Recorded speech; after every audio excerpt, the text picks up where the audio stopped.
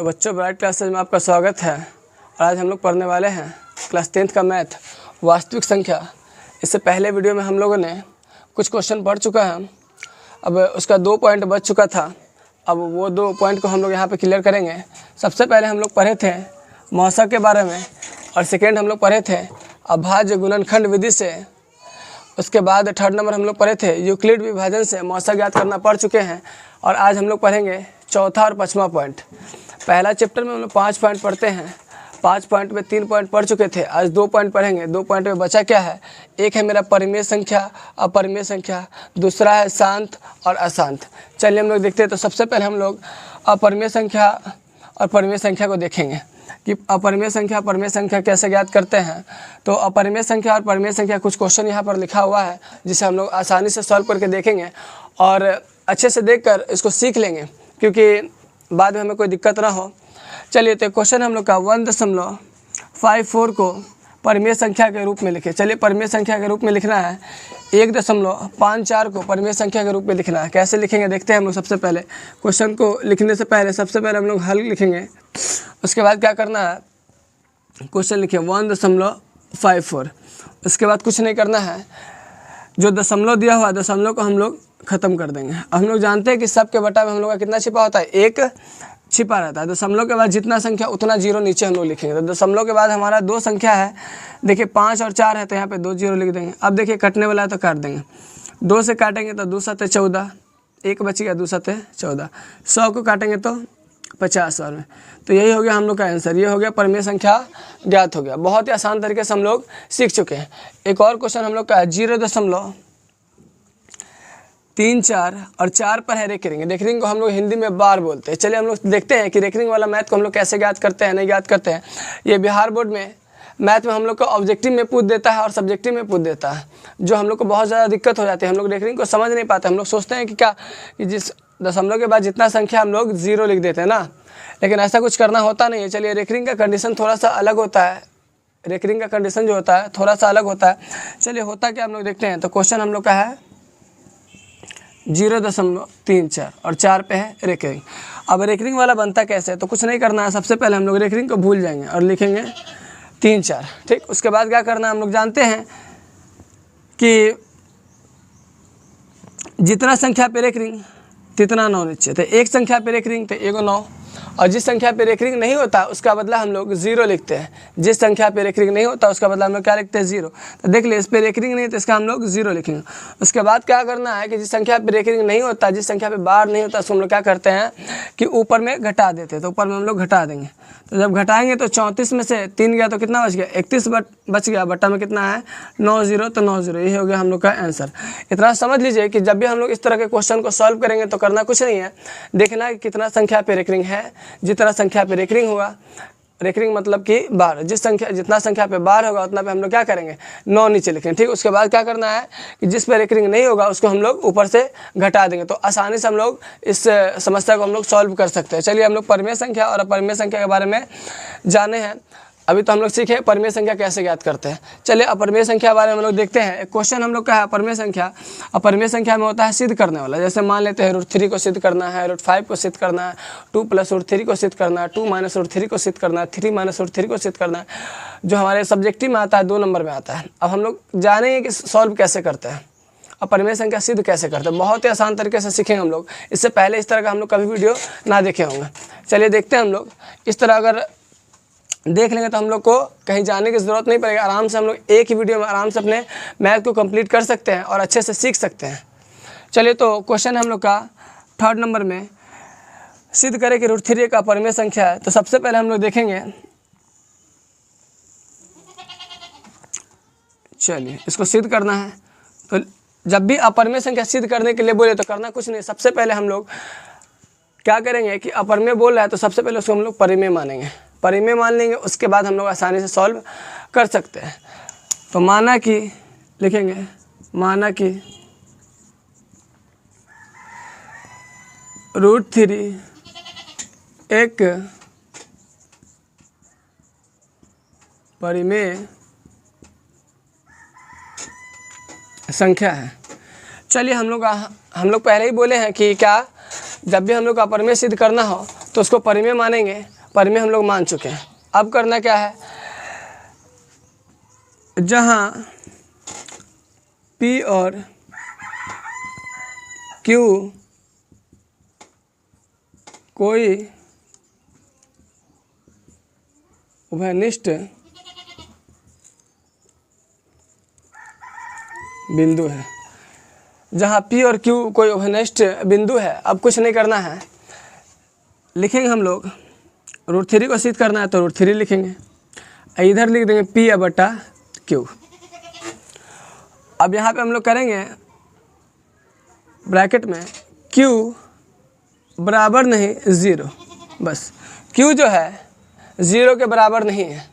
उसके बाद क्या करना है, तो उसके बाद कुछ नहीं करना है, लिखेंगे हम लोग, बस लिख देंगे दोनों तरफ वर्ग करने पे, दोनों तरफ वर्ग करने पर, दोनों तरफ वर्ग करने पर इतना लिखने के बाद क्या करना है, जो ऊपर में है उसी को हम लोग लिख देंगे यहाँ पे √3, इधर हो गया P/Q। और वर्ग करने के लिए बोला है दोनों तरफ, तो वर्ग मतलब क्या होता है, स्क्वायर होता है, हम लोग जानते हैं, तो स्क्वायर कर देंगे। तो देखिए स्क्वायर से रूट खत्म, तो यहाँ पे हो गया हम लोग का 3, P का स्क्वायर करेंगे तो P², Q का स्क्वायर करेंगे तो Q²। अब क्या करना है कि Q² ये डबल है तो एक Q इधर हम लोग कर देंगे, तो यहाँ बच गया हम लोग का P²/Q। इसके बाद कुछ नहीं करना है, इसके बाद कुछ ही बच चुका है। अब इसको करना क्या है देखते हैं हम लोग, इसका सिर्फ सिस्टम लिखेंगे हम लोग कि देखिए यह जो मेरा है क्या है, कौन सी संख्या, पूर्णांक संख्या है, पूर्णांक संख्या है, और ये जो मेरा है भिन्न संख्या है।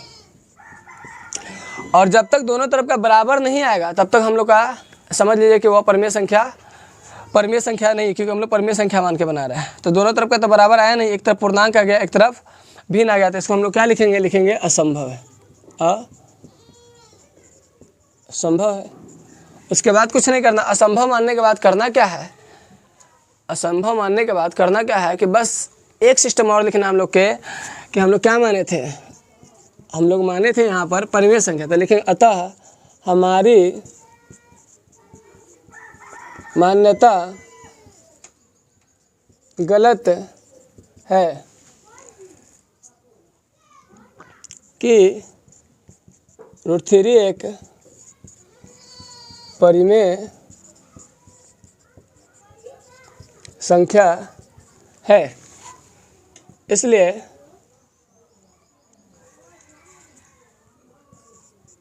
अतः √3 एक अपरिमेय संख्या है।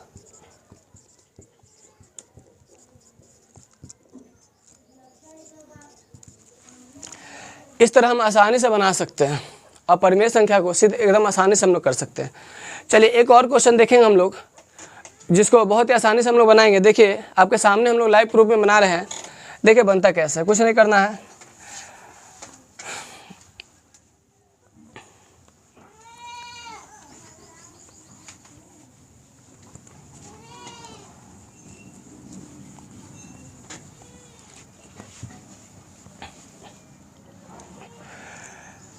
चलिए क्वेश्चन हम लोग का है, सिद्ध करे कि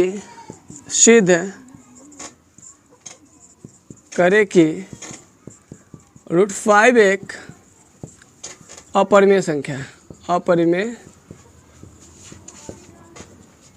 संख्या है। हमारे एग्जाम में जो ये क्वेश्चन है 2 नंबर का आता है। चलिए इस 2 नंबर को पाने के लिए हम लोग को बहुत आसान तरीके से सीखेंगे। इससे पहले शायद हम लोग इस तरह का वीडियो कभी देखे ना हो, इस तरह कभी बनाए ना हो, इसलिए गौर से देखें, आराम से एक वीडियो को देखें और परिमेय संख्या को बनाना सीख जाए। इसके बाद हम लोग सीखेंगे शांत और अशांत, कि शांत क्या होता है, अशांत क्या होता है। बस इस चीज़ को हम बहुत आसानी तरीके से सीखेंगे। चलिए तो सबसे पहले था मेरा √3 को सिद्ध करना, √3 को हम लोग सिद्ध कर चुके हैं। अब बारी है √5 को, एक और सिद्ध करके देख लेते, उसके बाद हम लोग आराम से सीख जाएंगे। चलिए तो √5 को सिद्ध कैसे करते हैं, तो सबसे पहले मैं आपको बताया भी है कुछ बात, कि जब भी अपरिमेय संख्या को सिद्ध करना हो तो अपरिमेय संख्या को सिद्ध करने के लिए सबसे पहले उसको हम लोग परिमेय मानेंगे। तो फिर हम लोग लिखेंगे √5 को सिद्ध करना है, तो लिखेंगे यहाँ पे हल, क्या मानेंगे, माना कि √5 एक अपरिमेय सिद्ध करना है, तो हम लोग परिमेय मानेंगे, परिमेय संख्या है। इसमें क्या है, जहाँ P तथा Q कोई उभयनिष्ठ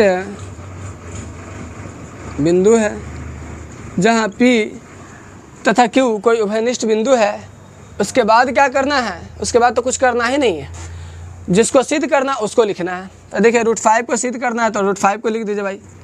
उसके बाद क्या करना है कि हम लोग माने हैं P और एगो Q माने हैं, तो P और Q लिख देंगे यहाँ पे, P बटा में Q, और यहाँ पे लिख देंगे Q बराबर नहीं 0, मतलब Q जो है और 0 है बराबर नहीं है, ठीक। उसके बाद क्या करना है, लिखेंगे यहाँ पे हम लोग दोनों तरफ वर्ग करने पर। अब दोनों तरफ वर्ग क्यों कर रहे हैं? क्योंकि हम लोग परिमेय संख्या मान के बना रहे हैं, तो परिमेय संख्या कब है? जब रूट से हटेगा। तो रूट से हटेगा कब? रूट से तब हटेगा जब हम लोग उसका स्क्वायर करेंगे, वर्ग करेंगे, इसलिए हम लोग वर्ग करते हैं, ठीक है। उसके बाद क्या करना है, √5 है तो √5, देखिए अपरिमेय संख्या है अभी, इसको रूट से निकालने के लिए हम लोग वर्ग किए। इधर लिखेंगे P और बटा में Q। अब दोनों तरफ वर्ग है तो इधर भी वर्ग करेंगे और इधर भी वर्ग करेंगे। देखिए वर्ग से रूट खत्म हो जाता, 5 बच गया, इधर क्या बच गया? P और बटा में Q बच गया। यहाँ भी स्क्वायर है, यहाँ भी स्क्वायर बच गया, ठीक। उसके बाद क्या करना है? तो कुछ नहीं करना है। देखिए यहाँ भी स्क्वायर, तो कुछ नहीं करना है। 5 और Q स्क्वायर जो है, इसका एक Q हम लोग इधर निकाल लेंगे, तो इधर बच गया P स्क्वायर, यहाँ पे बच गया एगो Q बच गया। अब देखिए ये वाला जो संख्या मेरा है पूर्णांक है और ये वाला मेरा भिन्न है, भिन्न मतलब बटा वाला, ठीक। तो इसको हम लोग लिखेंगे पूर्णांक बराबर भिन्न। अब देखिए पूर्णांक बराबर भिन्न है, ये दोनों अलग अलग संख्या है, इसलिए इसको हम लोग क्या लिखेंगे? असंभव लिखेंगे। अगर वही बराबर होता, दोनों तरफ का पूर्णांक होता या दोनों तरफ का भिन्न होता, तो हम लोग संभव लिखते हैं, लेकिन अभी क्या है हमारा? ये असंभव है। चलिए इसको आगे हम लोग करते हैं। असंभव है, जब असंभव रहता है तब हम लोग क्या करेंगे? तो लिखेंगे हम जो माने वो गलत बात है, अतः हमारी मान्यता गलत है। अतः हमारी मान्यता गलत है कि √5 एक परिमेय संख्या है।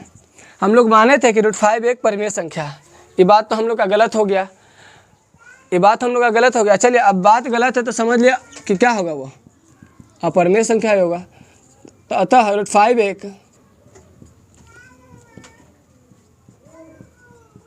अपरिमेय संख्या है। चलिए तो यहाँ पे हम लोग अपरिमेय संख्या सिद्ध करना सीख चुके हैं। अब हम लोग का बचा है शांत और अशांत। हम लोग प्रत्येक चैप्टर को, मैथ के प्रत्येक चैप्टर को टॉपिक बाय टॉपिक पढ़ेंगे, एकदम तोड़ के सीखेंगे, एक एक पॉइंट को सीखेंगे अच्छे तरीके से कि एग्ज़ाम में हम लोग एक क्वेश्चन को सॉल्व कर दे आराम से, किसी भी क्वेश्चन को हम लोग ना छोड़े। चलिए हम लोग अपरिमेय संख्या को बनाना बहुत ही आसान से सीख चुके हैं। अब बारी है हम लोग का शांत अशांत। चलिए तो शांत अशांत का भी खेल खत्म हम लोग करेंगे बहुत जल्द।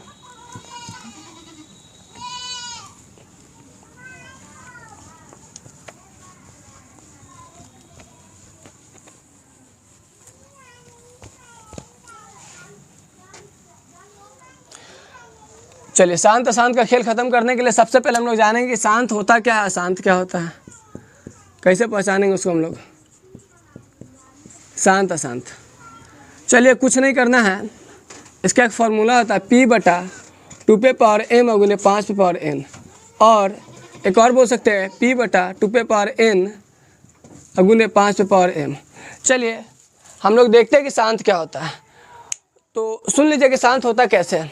जिसके बटा में सिर्फ 2 आ जाए फिर भी शांत है, जिसके बटा में सिर्फ 5 आ जाए फिर भी शांत है, 2 और 5 दोनों आ जाए फिर भी शांत है। इसके अलावा कोई संख्या आता है तो अशांत होता है, लेकिन कंडीशन क्या होता है कि कभी कभी कटने वाला होता है। अगर कटने वाला हो तो समझ लीजिए कि कट गया तो शांत हो जाएगा, और नहीं कटने वाला तो अशांत हो गया। इस चीज़ को हम समझ जाएंगे। उसके बाद करना क्या है, देख लेते हैं कुछ क्वेश्चन कि शांत अशांत का बनता कैसे है, हम बनाएंगे कैसे।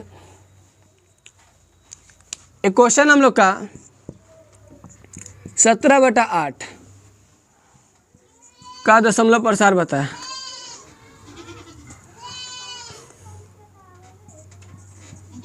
चलिए 17/8 को जांचना है और देखना है कि शांत है या अशांत है।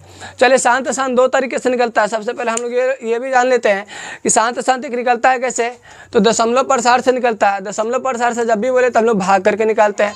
अब बिना लंबी विभाजन प्रक्रिया मतलब बिना दशमलव प्रसार से बोले तो समझ लीजिए इस पर हम लोग बनाएंगे।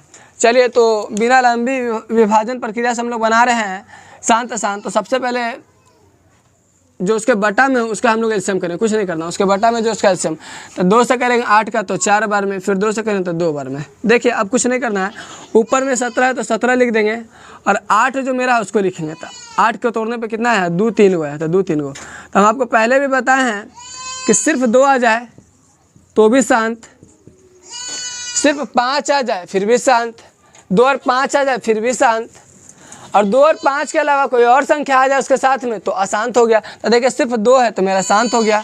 चलिए इस तरह का एक और क्वेश्चन हम लोग देखते हैं, 17/50। चलिए 7/50 भी लिख देंगे, कोई दिक्कत नहीं है हम लोग को।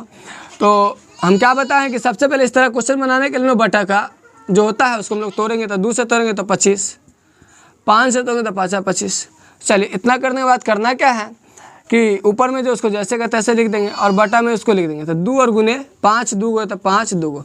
देखिए 2 और 5 दोनों आ गए इस बार, तो 2 और 5 आ जाए फिर भी शांत, इसके अलावा कोई और संख्या आ जाता तो मेरा अशांत होता। चलिए शांत हम लोग देख रहे हैं। एक और क्वेश्चन हम लोग देखते हैं, 17/55 मान लेते हैं। चलिए तो सबसे पहले करना क्या है कि बटा वाला का हम लोग एलसीएम करेंगे 5 से 11 बार में। चलिए 17 है तो 17 लिखेंगे और उसको लिखेंगे 5 गुने 11। तो देखिए 5 तो ज़रूर है लेकिन इसके अलावा कोई और संख्या एक 11 है।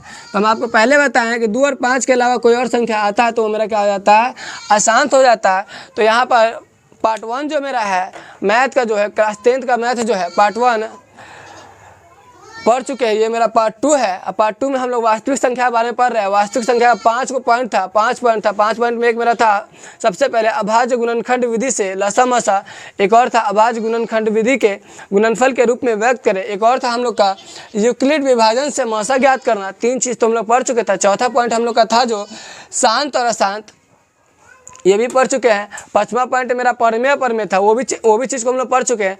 तो 5 पॉइंट को हम लोग सीख चुके हैं। इस वीडियो को देखने के बाद आपको कोई दिक्कत होने वाला है नहीं। अगर आपको इससे पहले का मतलब कि लसामसा, अभाज्य गुणनखंड विधि से लसामसा, यूक्लिड विभाजन विधि से मौसा अगर ज्ञात करना सीखना है तो डिस्क्रिप्शन में लिंक डाला रहेगा पार्ट 1 वीडियो का, उसको आप देखें। उसके बाद अगर उसको देख लेते हैं तो इस वीडियो में आपको थोड़ा भी कहीं से कोई दिक्कत नहीं होगा। अगर उस वीडियो को नहीं देखते तो थोड़ा सा दिक्कत हो सकता है, लेकिन कोशिश आप लोग यही करना है कि पार्ट 1 वीडियो को जरूर देखें। डिस्क्रिप्शन में उसका लिंक जरूर डाला होगा। तो दोस्तों वीडियो अच्छा अगर लगा हो तो ज़्यादा से ज़्यादा इस वीडियो को शेयर कीजिएगा और सब्सक्राइब करना ना भूलें। लाइक तो ज़रूर ही कीजिएगा, आप लोग का सपोर्ट ही मुझे आगे थोड़ा ले जा सकता है। इसलिए आप लोग कोशिश करें कि एक सब्सक्राइब और एक शेयर ज़रूर करें।